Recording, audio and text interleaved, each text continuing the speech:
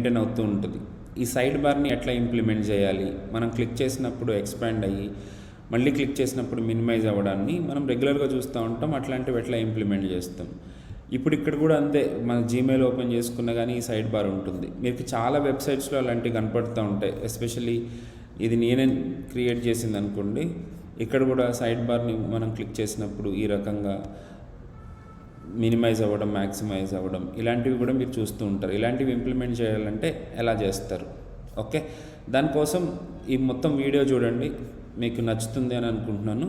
ఇదిగోండి, ఇలాంటి ఫైనల్గా ఇలాంటి సింప్లిఫైడ్ ఆన్సర్ మీకు ఇస్తాను, చాలా చిన్న కోడ్లో. Let us see and enjoy. So ఇలాంటి ఒక వెబ్సైట్ని క్రియేట్ చేయాలి అని అంటే నేనైతే ఈ రకంగా ఫాలో అవుతూ ఉంటాను. Let me create a simple thing that is called as sidebar transition html head body.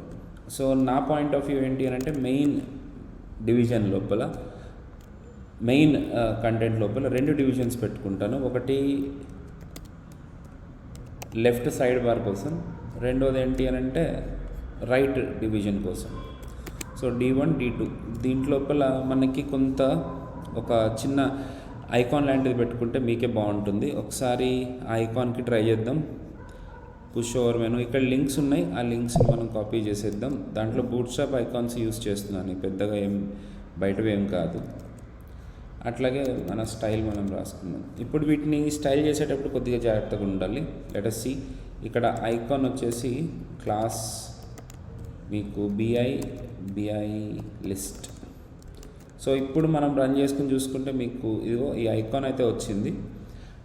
ఆ డివిజన్స్ ఇంకా మీకు క్రియేట్ అవ్వలేదు. ఫస్ట్ డివిజన్ వచ్చేసి మనకి #D1 అని చెప్పేసి విడ్త్ ఈజ్ ఒక 100 px and height is 100% and background colour is light grey, golden yellow అంటే నాకు తెలియదు, ఎలా ఉంది, మొత్తానికి అయితే బాగానే ఉంది, వదిలేసేయండి.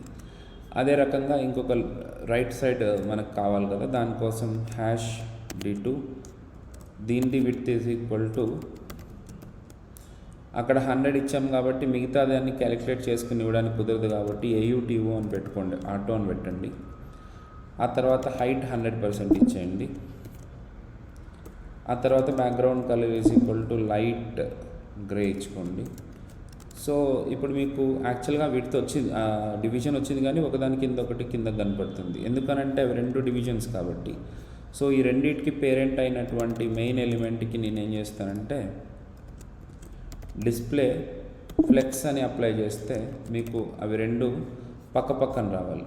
కానీ ఏమైంది అని అంటే పక్కన వచ్చినాయి. ఇప్పుడు ఆటో అని పెట్టడం వల్ల ఏమైంది అని అంటే ఆటోమేటిక్గా దాంట్లో కంటెంట్ ఏం లేదు కాబట్టి మీకు ఇలా కనపడుతుంది. ఒక H1 తీసుకుని వెల్కమ్ టు ఎడిపోలి CSS అని అన్నానంటే మీకు ఎంతవరకు కావాలో అంతవరకే ఉంటుంది.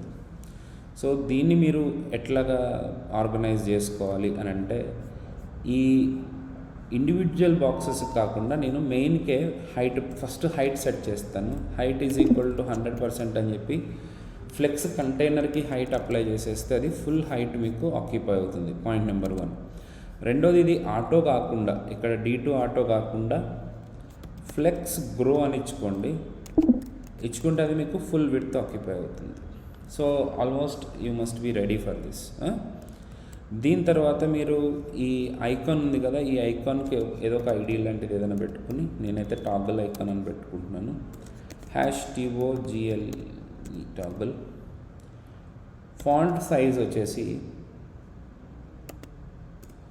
2em అని రాసుకుంటాను, so that it will be visible properly.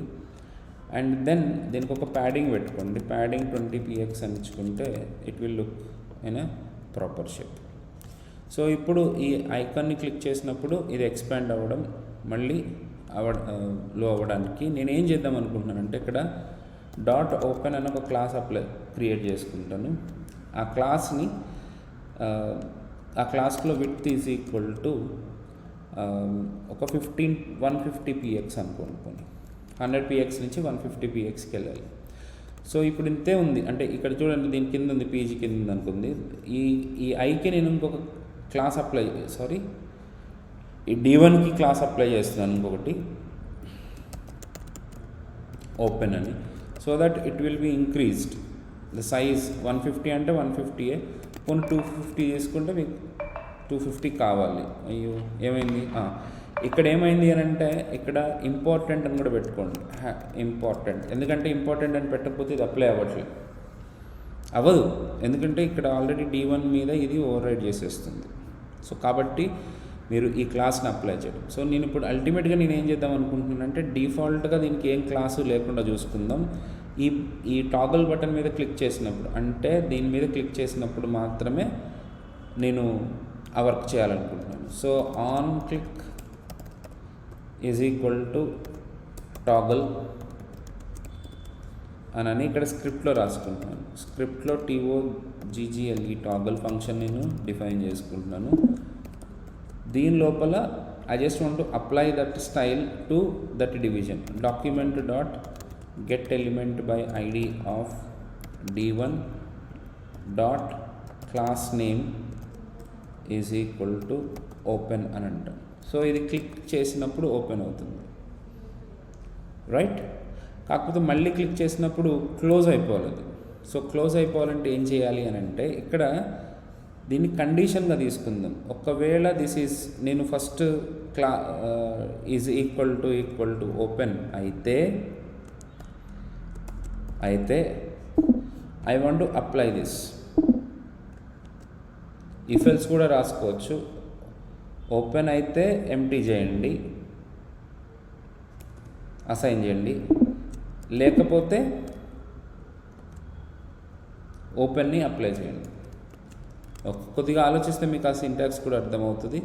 So మీరు ఇట్లా టాగల్ చేసుకోవచ్చు అనమాట. దీన్ని ఇంకా అందంగా చేసుకోవడానికి మీరు ఏం చేస్తారు అని అంటే ఈ D1కి ట్రాన్సిషన్ అప్లై చేయండి. మీకు అప్పుడు ఈ ఎక్స్పాన్షన్ ఏదైతే ఉందో అది మీకు స్మూత్గా కనపడుతుంది. Okay, so hope you like this. మీరు స్పెసిఫిక్ విడ్త్ ఇవ్వకుండా మాత్రం ఈ ట్రాన్సిషన్ అప్లై చేయడానికి ట్రై చేస్తే కుదరదు. Okay, so you just change over this. And ఈ కంటిన్యూటీ కావాలి మీకు, ఫుల్ ఫ్లెడ్జ్డ్ చేయాలి అని అనుకుంటే మీరు కమెంట్ చేయండి. మీకు ఏ పర్టికులర్ పార్ట్ ఈ పర్టికులర్ డెమోలో మీకు ఏ పార్ట్ కావాలనిపించిందో అడిగితే నేను దాన్ని వచ్చే అప్కమింగ్ వీడియోస్లో పెడుతూ ఉంటాను. ఫ్లెక్స్ ప్రో గురించి వీటన్నిటి గురించి ఆల్రెడీ చాలా వీడియోస్ పెట్టాను. సబ్స్క్రైబ్ చేసుకుని ఆ మిగతా వీడియోస్ కూడా చూసి లైక్ చేయండి.